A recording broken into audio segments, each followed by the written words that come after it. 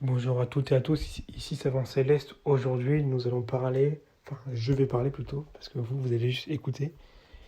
Je vais parler du thème de Novak Djokovic, qui a gagné justement le Roland Garros, une nouvelle fois. Joueur exceptionnel, joueur brillant. On va essayer de voir en plus en profondeur quel genre de personne c'est, grâce au thème astral. On va faire une petite étude de thème astral.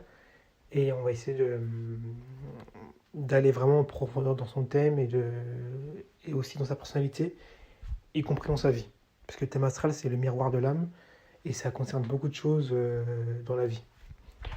Alors, on va commencer par le début. On commence toujours par le commencement. Donc, il, est, euh, il a son soleil en Gémeaux. Donc, il est Gémeaux du premier décan. Donc, c'est un décan jupitérien. Donc, Gémeaux, on va rappeler ce que c'est. Gémeaux, c'est beaucoup d'échanges. On aime bien parler, très bavard. On est dynamique. On est intéressé par tout. Un peu versatile. On est un petit peu une girouette. Il faut dire les termes. On est un peu une girouette. On aime bien voilà, parler dans les groupes. On aime être présent. Voilà. On est vraiment curieux de tout. Tout nous intéresse. Donc, ça colle déjà bien à la personne qui est Novak Djokovic. C'est une personne déjà qui était intéressée par le tennis, qui s'intéresse et qui s'intéressait lors de sa jeunesse à toutes les facettes de ce sport. Voilà, il s'est intéressé à connaître vraiment l'envergure du sport du tennis. Par la suite, il est alors Gémeaux ascendant Capricorne. Donc ascendant Capricorne, c'est une personne qui sera plutôt ordonné, sérieux, un peu réservé, et ça on le voit beaucoup. C'est quelqu'un que, quand on le regarde même à la télé, c'est quelqu'un d'assez sérieux, d'assez, voilà, qui parle pas dans tous les sens. À mon avis, Novak Djokovic doit être quelqu'un qui doit être très, voilà, comme on le voit, très, quand on le connaît pas, très discret, très réservé. Mais une fois qu'on le connaît, donc de par le soleil, en Gémeaux, il doit être quelqu'un d'assez bavard, d'assez. En fait, on doit plus le reconnaître. C'est le jour et la nuit. Donc, voilà. Mais c'est aussi quelqu'un de compétitif, de par son ascendant, d'ambitieux.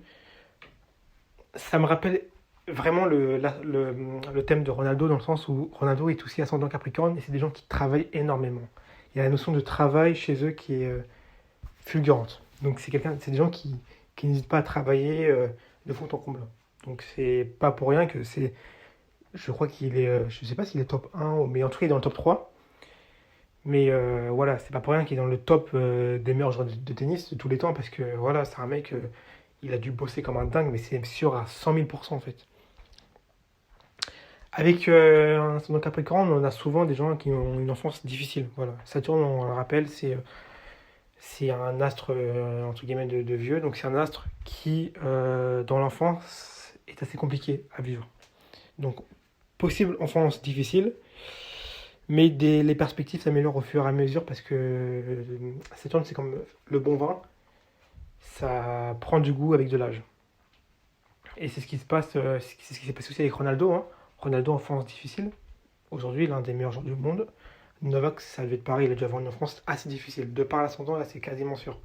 Ça a dû être un enfant qui a dû beaucoup travailler, enfance difficile, mais Saturne récompense tout le temps. Il faut écouter Saturne et vous serez récompensé. Saturne est maître d'ascendant, Saturne se trouve dans le signe du Sagittaire, on y reviendra plus tard. Donc, je vous ai dit qu'il avait son premier décan jupitérien, donc Jupiter, c'est une planète d'excès, d'expansion, de positivité. Donc, ça va donner quelqu'un qui va être très, avec le Gémeaux, un Gémeaux très, très enthousiaste, très voilà, joyeux, expansif, qui a tendance à aller dans l'excès. Mais comme nous, on voit que à travers le prisme de la télé, on voit que quelqu'un de réservé.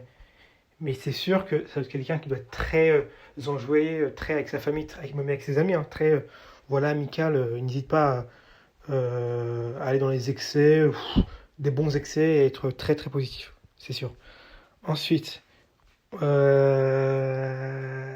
alors, il faut aussi penser à ce que nous renvoie ascendant Capricorne avec Soleil en Gémeaux. Ascendant Capricorne, c'est un ascendant, parce qu'il y a des ascendants et des soleils qui vont pas forcément bien ensemble. Là, pour le coup, ça va pas forcément ensemble, parce que si vous voulez, le Soleil en Gémeaux, il a besoin d'échanger, de parler avec les gens, d'être en contact avec la population. Et le Capricorne, il est plus dans un délire de travail, de rigueur, de discipline, voilà, de, de dureté, de froideur. Donc il peut y avoir un certain blocage. Il peut y avoir du mal pour Novak Djokovic à exprimer ce qu'il a envie d'exprimer. Hein, c'est quasiment sûr. Il peut y avoir du mal, un blocage de par la froideur du Capricorne. On va vraiment se positionner sur Mars, parce que il faut aussi voir pourquoi il est aussi bon. Hein. Qu'est-ce qui fait qu'aujourd'hui, c'est l'un des meilleurs tennisman du monde. Il a Mars en cancer, donc c'est une personne, si vous voulez, donc Mars en cancer en maison 6, c'est une personne qui est fondamentalement émotif. Avec Mars en cancer, on est forcément émotif. C'est un Mars. Mars est positionné dans un signe qui a beaucoup d'émotions, qui est beaucoup recroquevillé sur soi-même, qui est un petit cocon. Et Mars, c'est une planète d'action, de dynamisme. Donc Mars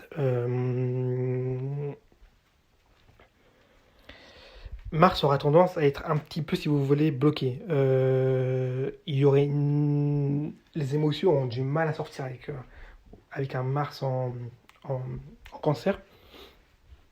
Il y a une extrême sensibilité, mais le Mars en cancer a du mal à sortir ses émotions, vous voyez. Euh, et ça, on le voit. C'est quelqu'un, quand on le voit, on dirait en fait un robot. Moi, j'ai déjà entendu des propos comme quoi on le voyait comme un robot dans le sens où il n'a pas d'émotion. Il maîtrise. Au fond de lui, il a une extrême sensibilité, si vous voulez, mais le Capricorne, l'ascendant Capricorne le bloque tellement, plus le Mars en cancer le bloque tellement que les émotions ne sortent pas en fait.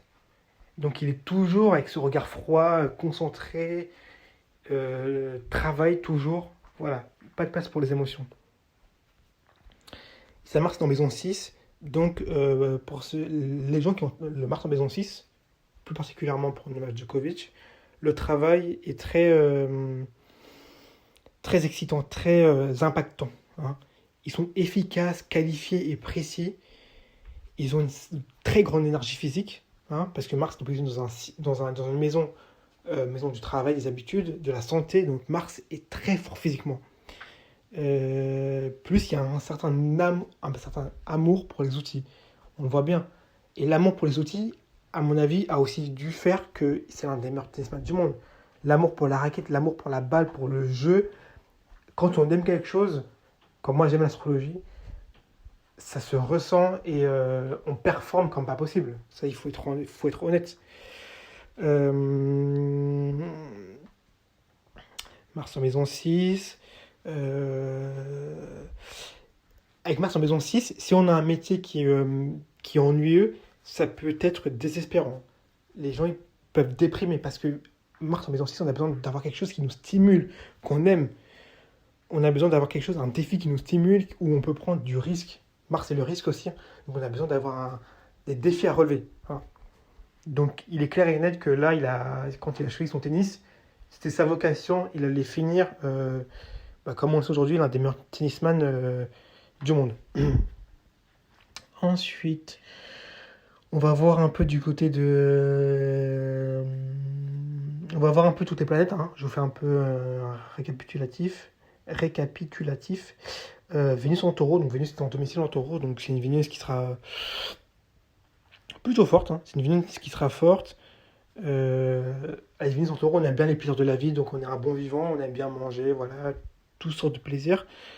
On aime bien avoir une certaine sécurité matérielle, mais aussi sentimentale.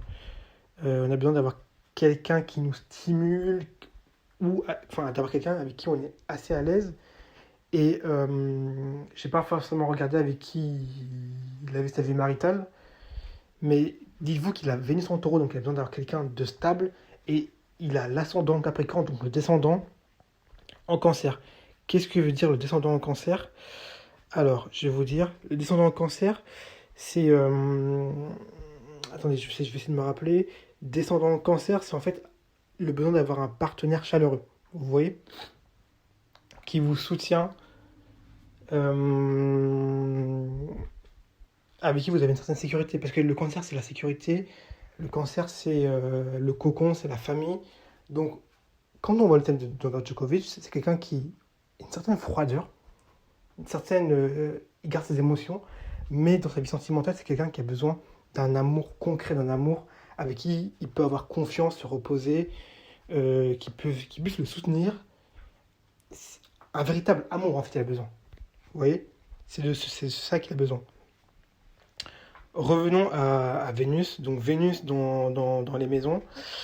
Il a Vénus en maison. Attendez, je regardais. Tac, tac, tac. En maison 3.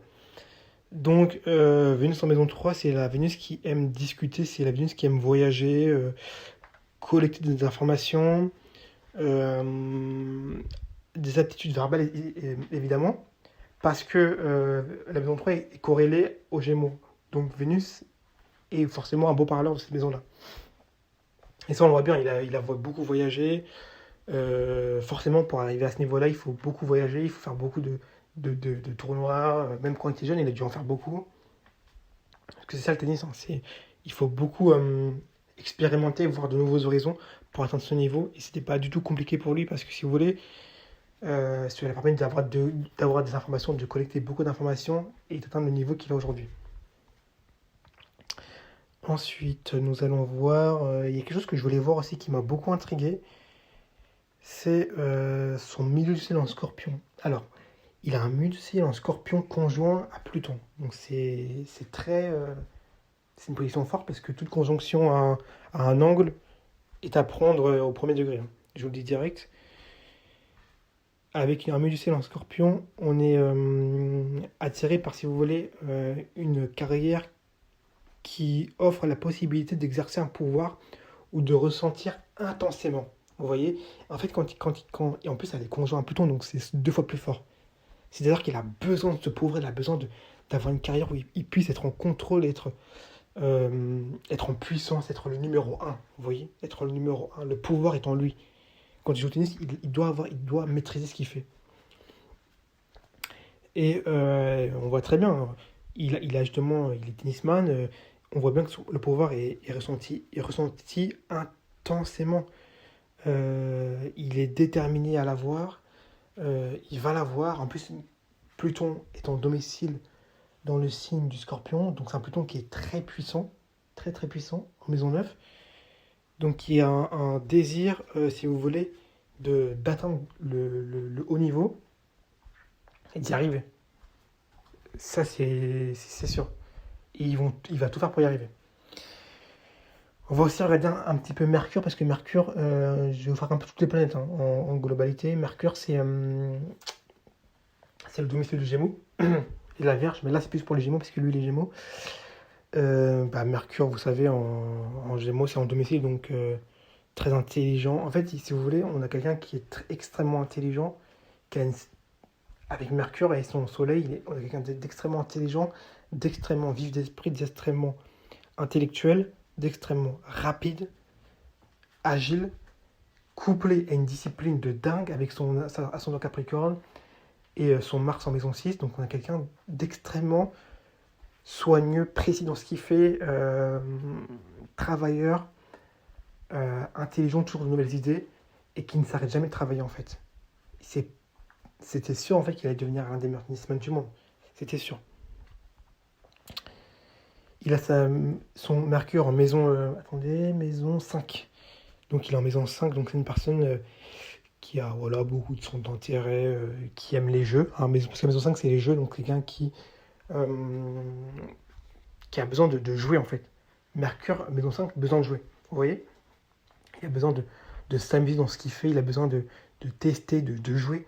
Et quand on se le rappelle, hein, mais quand on joue, c'est là qu'on peut montrer toute la palette de talents qu'on a. Donc il y avait vraiment un besoin chez Novak Djokovic de jouer, et encore aujourd'hui, c'est pour ça qu'il fait des trucs parfois de dingue, in extremis. c'est que le jeu fait que, au bout d'un moment, ça devient facile pour lui. Voilà. Il a aussi une lune en bélier. Donc la lune en bélier, c'est la lune. C'est une lune. En fait, si vous voulez, il a un besoin. Il a une lune enflammée. Il a un besoin de combativité. Il a un besoin de combativité. Il a un besoin de- de- d'affrontement. Au fond de lui, il a besoin de ça. Vous voyez? On peut se dire oui, c'est quelqu'un de calme, de sympa, de réservé, mais non, au fond de lui, c'est un mec qui est hyper discipliné, qui a toujours de nouvelles idées, mais qui a aussi un besoin de combativité, il a besoin d'affrontement. L'affrontement le stimule. L'activité le stimule. Il peut être parfois un peu impatient, un peu instinctif, un peu impulsif, mais c'est quelqu'un qui a besoin au fond, lui, s'il n'a pas ça, il ne va pas se sentir bien. Il a besoin d'affrontement, d'affronter les meilleurs. Et c'est pas pour rien qu'il a quasiment déchiré tout le monde, en fait. Sa lune est en maison 2. Ouais, elle est en maison 2. Ouais. Donc la lune, maison 2, donc maison 2 c'est la maison du taureau, donc c'est une maison où il a aussi un besoin de, comme on l'a dit, de stabilité, d'argent, de matériel, d'avoir une vie quand même concrète, voilà. Il a besoin de ça aussi. Malgré sa lune complètement enflammée. Son soleil, soleil en maison 4. Ouais, soleil en maison 4, en fait, si vous voulez, en maison 4 c'est un peu la maison aussi des ancêtres. Il peut y avoir un fort attachement aux ancêtres. Et ça, on le voit bien. Il y a des moments où, je crois que je m'en souviens quand je regardais un peu le tennis. Novak, il avait justement un drapeau de. Je crois, il avait un drapeau de son pays. Il avait un drapeau de son pays. Parfois, il n'hésitait pas à le mettre en exergue, à le montrer à tout le monde, parce qu'il y a un fort attachement, de par son soleil en maison 4, il y a un fort attachement à ses racines. Vous voyez? Parce que c'est la maison qui concerne le cancer. Le cancer, c'est la famille. Il y a un fort attachement aux racines de là où on vient. Voilà. On sait d'où on vient et on va le montrer aux gens. Je vais essayer de voir ce qu'il y a. Mars. Je peux aussi vous parler des aspects. Mars, tac, tac, tac, à Pluton. Il y a une petite. Il y a Mars. Il y a un petit trigone. Il y a Mars, un trigone à Pluton. Euh, Alors Mars, le trigone à Pluton, c'est un bon placement parce que si vous voulez, le trigone, c'est un aspect hyper harmonieux. Et en fait, ça fait des personnes qui ont une confiance solide, qui ont des aptitudes rares. Ils arrivent à terminer leur job. Ils arrivent à démarrer de nouvelles choses avec une énergie, une intensité de dingue en fait. C'est des gens qui ont tout le temps de l'énergie. Tout le temps, tout le temps, tout le temps de l'énergie. Dès qu'ils tombent, ils arrivent à se relever. Ils sont jamais. Et c'est ça, à mon avis, qui a dû aider Novak parce qu'il y avait des moments, je pense, dans sa vie où il a dû galérer, subir d'énormes échecs. Et ce trigone, Mars, les trigones, c'est une chance. Hein. Les trigones, c'est une force, c'est un avantage, c'est un don qu'on a. Donc, ce trigone de Mars à Pluton a dû faire de lui une personne qui se relève malgré les échecs qu'il a dû avoir. C'est ça ça a dû beaucoup, beaucoup, beaucoup l'aider. Tel que je le vois là, ça a dû beaucoup l'aider. En plus, Pluton était en domicile conjoint au milieu du ciel, donc ça a dû énormément l'aider, aucun doute. Euh, on va reparler un peu de Saturne aussi. Donc Saturne étant en Sagittaire, donc Sagittaire signe de feu, signe mutable. Donc voilà, c'est un Saturne qui est pas forcément très bien non plus. Hein. Sagittaire, il aime bien être un peu expansif, faire un peu comme il veut. Saturne, c'est la rigidité, c'est le calcul, on est sérieux. Donc il n'est pas forcément non plus bien respecté. Son maître d'ascendant. Mais attendez, Saturne, il est opposé à Mercure. C'est un aspect intéressant parce que Saturne, c'est le maître de l'ascendant et Mercure, c'est le maître de son soleil. En fait, c'est un aspect qui fait que ces personnes-là, elles prennent pas les choses à la légère. Elles prennent pas les choses à la légère. Tout est quasiment sérieux. C'est des personnes qui manquent de souplesse. C'est des personnes qui manquent de souplesse, il y a une certaine rigidité dans les idées. Voilà, une certaine rigidité. Très clairement, une certaine rigidité. Donc il peut manquer un petit peu de souplesse, un petit peu de laisser aller. Et ça, on le voit souvent, enfin, on le voit, il est sérieux dans ce qu'il fait toujours quasiment la même chose. C'est comme un robot, quasiment. Et pourtant, de par tout ce que je vous ai dit au début, ça n'empêche pas d'être le meilleur, en fait. Ça n'empêche pas d'être le meilleur. Bien au contraire, à mon avis, le fait qu'il y ait une certaine rigidité, un certain manque de souplesse, ça fait qu'ils sont enfermés dans dans des cases, dans des choses qu'il fait à répétition, et au bout d'un moment, bah, il les a tellement fait qu'il est devenu l'un des meilleurs tennisman du monde.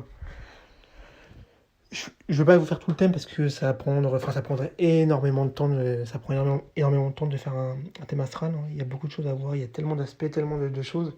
Mais déjà, rien que bah, dans ces bonnes vingtaine de minutes, je vous ai dit déjà beaucoup de choses qui s'avèrent très vraies parce qu'en fait, ça se valide dans la réalité. Voilà, donc quelqu'un de très travailleur, quelqu'un qui, malgré tout, qui a un aspect un peu froid de par le Capricorne, l'ascendant Capricorne, c'est quelqu'un qui aime bien échanger, qui aime bien discuter, mais qui a aussi besoin dans sa vie sentimentale de stabilité, de quelqu'un sur qui puisse se reposer aussi, avec un certain besoin de combativité, d'intensité. Voilà, c'est ça qui fait tout le thème de Monsieur Novak Djokovic qui a gagné Roland Garros, donc bravo à lui. Et voilà. Si vous voulez que je vous fasse d'autres personnes célèbres, n'hésitez pas à me le dire en commentaire et moi c'est avec plaisir. J'aime faire ça. Merci.